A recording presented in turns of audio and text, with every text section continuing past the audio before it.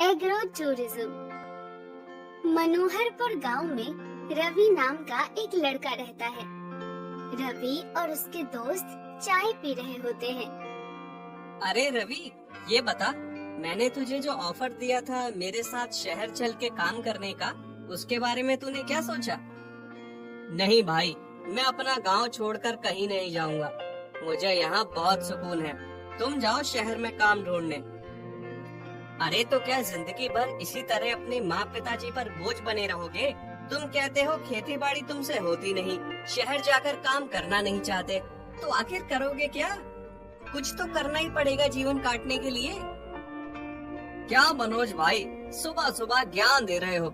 तुम मेरी चिंता मत करो, मैं कुछ कर लूंगा।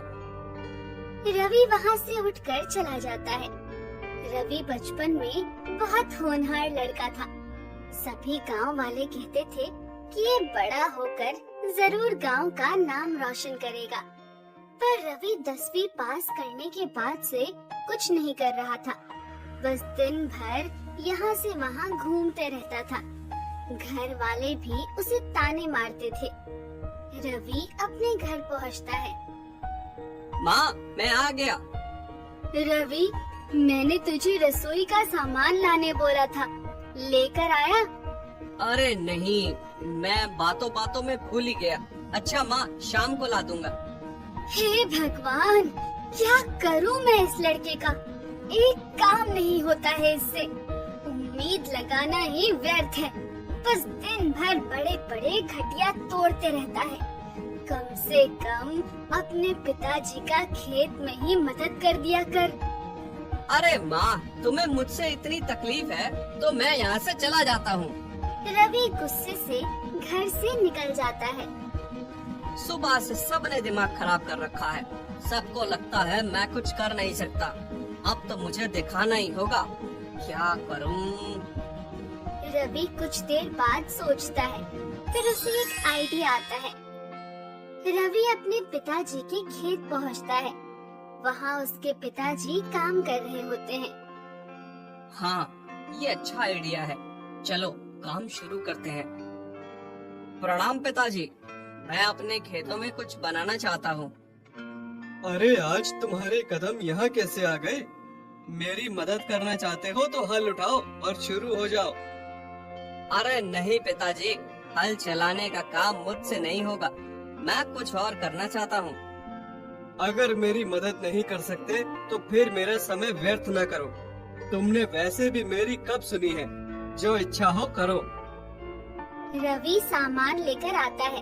खेत के बीचों बीच वो बांस और भूसे का इस्तेमाल करके एक माचा बनाता है। उस माचे को सुंदर तरीके से सजाता है।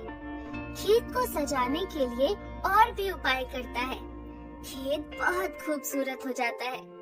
बगल की नदी से पानी खेत तक पाइप की मदद से पहुंचाता है। उसके बाद आराम से माचे में बैठकर सोच रहा होता है। कितना सुकून है यहाँ। मनोज कहता है शहर में रहकर काम करूं। मैं इस सुकून को छोड़कर नहीं जाऊंगा। लेकिन अब बहुत हुआ। सब मुझे निकम्मा समझते हैं और कुछ काम करने का सोचता हूँ। रात को रवि घर पहुँचता है। खाना खा रहा होता है। पहला निवाला मुंह में लेता है। माँ, तुम्हारे हाथों में तो सचमुच जादू है। आनंद आ जाता है खाना खाकर। ऐसा खाना पूरी दुनिया में कहीं नहीं मिलता। इतना कहते ही उसके दिमाग में आइडिया आता है। वो पिताजी से कहता है, पिताजी, मुझे अपना काम शुरू करने के लिए कुछ पैसे चाहिए। मैं अब और घर पर नहीं रहना चाहता। क्या काम करना चाहते हो तुम? मैं गांव का खाना गाड़ी में ले जाकर शहर में बेचूंगा। आप मेरी मानिए पिताजी, ये काम बहुत चलेगा। शहर वाले लोग गांव का खाना पसंद करते हैं। माँ खाना बना देगी। देखो बेटा, ये हमारी बचत के पैसे हैं। इसे सोच समझ कर इस्तेमाल करना। मैं तुम्हें एक मौका देता हूँ। रवि के पिताजी मान जाते हैं। रवि 50,000 लेकर एक वैन खरीदता है। उसमें अपनी माँ का बनाया हुआ खाना शहर लेकर जाता है। वहाँ उसे बेचता है। शहर की भाग दौड़ भरी जिंदगी में लोगों को गांव का शुद्ध और स्वादिष्ट खाना बहुत पसंद आता है। रवि का काम चलने लगता है। बड़ी बड़ी ऑफिस में काम करने वाले लोग उसके वैन का खाना खाने लगते हैं। एक बार एक कंपनी का मालिक राजेश अपनी पत्नी मीरा और बेटी तान्या के साथ उसके वैन का खाना खाने आते हैं। अरे रवि भाई, कैसे हो? देखो, आज मैं अपने परिवार को तुम्हारा खाना खिलाने लाया हूँ। जल्दी से 3 थाली परोस दो। नमस्ते सेठ। नमस्ते भाभी जी। अरे छुटकी, बैठिए सेठ, अभी स्वादिष्ट थाली तैयार करता हूँ। देखो मीरा, ये वही जगह है जिसके बारे में मैं तुम्हें बता रहा था। हाँ, आप तो इसकी बहुत तारीफ करते हैं। रवि सबको खाना खिलाता है। सभी को बहुत पसंद आता है। रवि भाई, सच में आपका खाना बहुत स्वादिष्ट है। आप ये खुद बनाते हैं? नहीं भाभी जी, ये तो मेरी अम्मा के हाथ का कमाल है। मैं अपने गांव से खाना लेकर आता हूँ। गांव में सब कुछ शुद्ध मिलता है। अरे वाह, इसलिए इसके स्वाद ही अलग है। सच में गांव की तो बात ही अलग होती है। गांव कहाँ है तुम्हारा? मनोहरपुर में भाभी जी, वहाँ बहुत सुकून है। आप सब लोग आइए, बहुत अच्छा लगेगा आपको।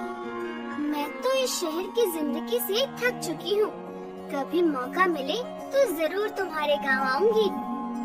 जी जरूर भाभी, ये तो मेरा सौभाग्य होगा। अरे हाँ, अभी तो हमारी 3 दिन की छुट्टी है। क्या कहती हो मीरा, गांव घूम कर आए? हाँ, ये तो अच्छा प्लान है। अरे हाँ साहब, जरूर। रवि रात में घर पर जाता है। अरे रवि, कैसा चल रहा है तुम्हारा काम? बहुत अच्छा माँ, सभी तुम्हारे हाथ के खाने की तारीफ करते नहीं थकते हैं।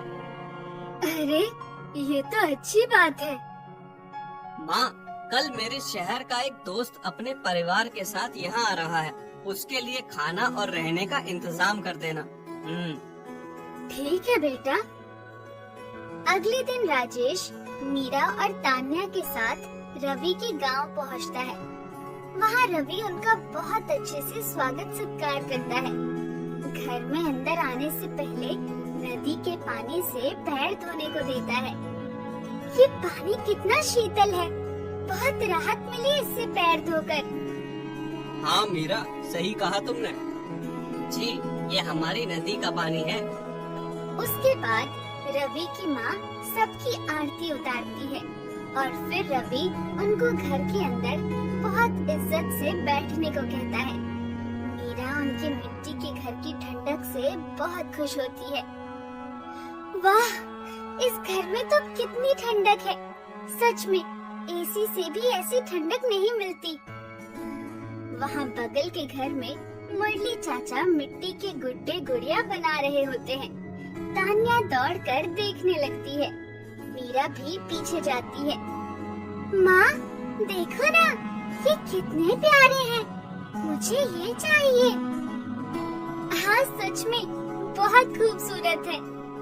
मीरा तान्या को वो खरीद देती है। फिर सब लोग खाना खाने बैठते हैं।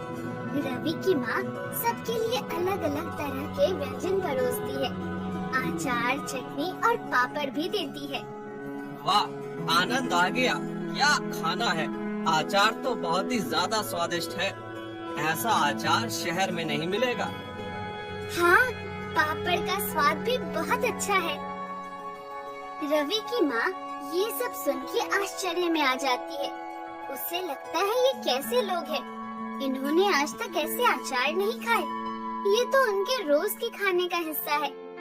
खाना खाने के बाद रवि सभी को खेत दिखाने ले जाता है। खेत देखकर भी उन्हें बहुत खुशी और आनंद होता है। सच में यहाँ की हवा में ही अलग बात है और ये खेत का नजारा तो आंखों को सुकून देता है। पापा, वो क्या है? मुझे वहाँ जाना है। चलो ना। फिर रवि सबको अपने बनाए हुए माचे पर बिठाता है। उन्हें खाने को मकई भी देता है। सभी को ये सब बहुत अच्छा लगता है। अब जाने का वक्त हो जाता है। चलो रवि भाई, बहुत धन्यवाद इतनी खातिरदारी के लिए। हमें बहुत अच्छा लगा। हाँ, सच में सब कुछ बहुत अच्छा था। बहुत धन्यवाद। ये लो, हमारी तरफ से एक छोटी सी भेंट। मीरा रवि को 15,000 रुपए देती है। फिर वो लोग चले जाते हैं। रवि की माँ पैसा देखकर चौंक जाती है। रवि, तुम्हारे दोस्तों ने ये पैसे क्यों दिए? माँ, असल में ये मेरा दोस्त नहीं, ये शहर में एक बड़ी कंपनी के मालिक हैं। मेरी गाड़ी का खाना इन्हें बहुत पसंद आता था। इन्हें शहर की भागदौड़ भरी जिंदगी से राहत चाहिए थी, इसीलिए मैंने इन्हें गांव में आमंत्रित किया था। शहर के लोगों को गांव का माहौल बहुत आनंदमय लगता है। इसे एग्रो टूरिज्म कहते हैं। हम इससे अच्छी कमाई कर सकते हैं। एक दिन में ही 15,000। अब से हम यही काम करेंगे। वाह बेटा, मुझे तुम पर गर्व है। तुमने सच में कर दिखाया। गांव का नाम रोशन किया।